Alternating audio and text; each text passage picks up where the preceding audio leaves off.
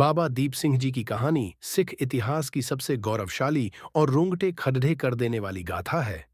यह कहानी एक ऐसे योद्धा की है जिसने मौत को भी अपनी प्रतिज्ञा पूरी होने तक इंतजार करने पर मजबूर कर दिया था।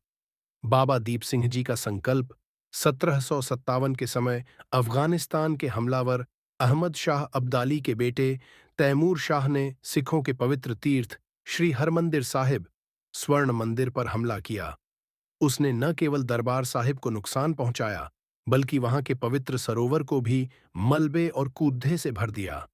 जब यह खबर बाबा दीप सिंह जी को मिली, जो उस समय दमदमा साहिब में थे, तो उनका हृदय भर आया।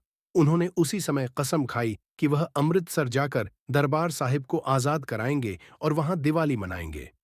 उन्होंने अपनी तलवार से जमीन पर एक लकीर खींची और कहा, वही शूरवीर इस लकीर को पार करे जो धर्म के लिए अपना शीश कुर्बान करने को तैयार हो।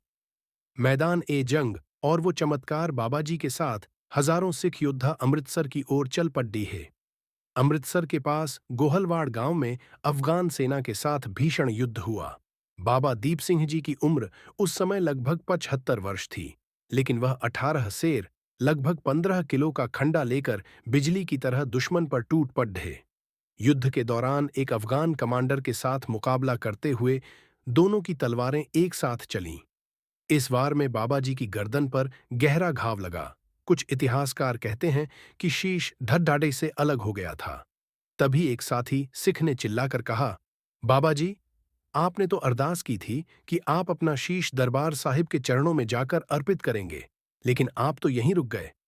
अनोखी शहादत ये सुनते ही बाबा जी के भीतर जैसे अकाल पुरख की शक्ति आ गई। उन्होंने मौत को मात दे दी। उन्होंने अपने बाएं हाथ से अपने शीश को संभाला और दाहिने हाथ से खंडा चलाते हुए दुश्मनों का सफाया करना शुरू कर दिया। बिना शीश के लड़ते हुए बाबा जी का यह डरावना और महान रूप देखकर अफगान सेना डर के मारे भाग खद्दी हुई। बाबा जी लढ़ते लढ़ते श्री दरबार साहिब की परिक्रमा तक पहुंचे और वहां पहुंचकर ही अपना शीश गुरु के चरणों में भेंट किया। सीख। बाबा दीप सिंह जी का जीवन हमें सिखाता है कि अगर संकल्प सच्चा हो और गुरु पर भरोसा हो, तो इंसान मौत पर भी जीत हासिल कर सकता है। आज भी स्वर्ण मंदिर की परिक्रमा में वह स्थान सुरक्षित है जहां बाबा जी ने अपना शीश अर्पित किया था। क्या आप बाबा दीप सिंह जी के उस भारी खंडे तलवार के बारे में और जानना चाहेंगे जो आज भी सुरक्षित रखा गया है?